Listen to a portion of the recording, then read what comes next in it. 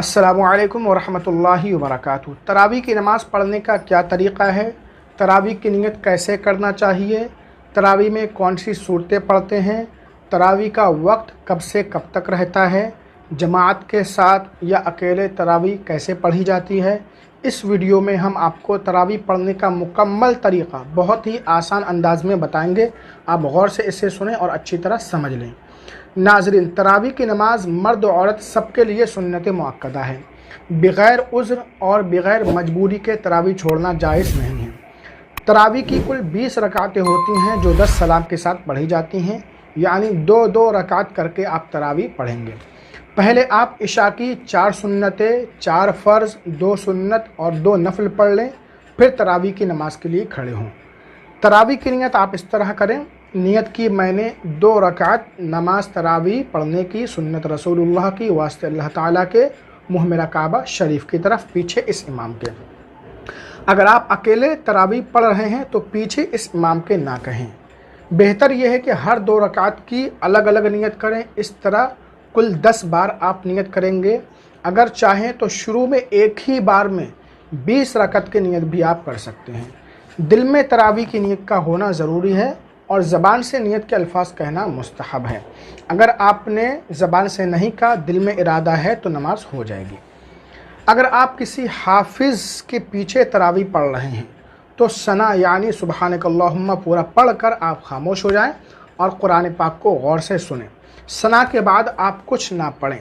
अगर अकेले पढ़ रहे हैं तो सना पढ़ें, अल्हम्दु पढ़ें, उसके बाद कोई एक सूरत पढ़ें और रुकू सजदा वगैरह बाकी नमाज़ों की तरह करें। अकेले तरावी पढ़ने में आम तौर से छोटी छोटी सूरतें लोग पढ़ा करते हैं। इसका सबसे आसान तरीक़ा ये है, मिसाल के तौर पर अलम तरा से सूरह नास तक 10 सूरतें हैं। हर रकात में एक सूरत आप पढ़ें। जब 10 सूरतें मुकम्मल हो जाएं तो फिर अलम तरा से शुरू कर दें। इसके अलावा दूसरी सूरतें भी आप पढ़ सकते हैं। और जिन लोगों को ये 10 सूरतें भी याद ना हो, वो हर रकात में सिर्फ कुल हुवल्लाहु अहद या जो सूरत याद हो वही पढ़ लें। लेकिन हर मुसलमान को कम से कम 10-12 सूरतें तो याद होना ही चाहिए। हर 4 रकात पर इतनी देर बैठना मुस्तहब है।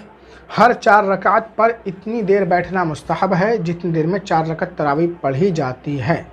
आप इससे कम भी बैठ सकते हैं और बैठकर आप कलिमा, दुरूद पाक, तस्बीह, सुबहानल्लाह, अल्हम्दुलिल्लाह पढ़ते रहें या दुआए तरवीहा पढ़ें जो आमतौर से पढ़ी जाती है।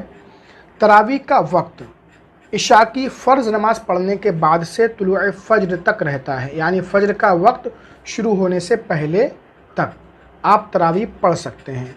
तरावी की नमाज़ वित्र से पहले भी पढ़ी जा सकती है, वित्र के बाद भी। बग़ैर उज़्र बैठकर तरावी की नमाज़ पढ़ना मकरूह तंज़ीही है, खड़े होकर ही पढ़ना चाहिए। कुछ औरतें, माँ बहनें बग़ैर उज़्र के, बग़ैर मजबूरी के बैठकर तरावी पढ़ लेती हैं।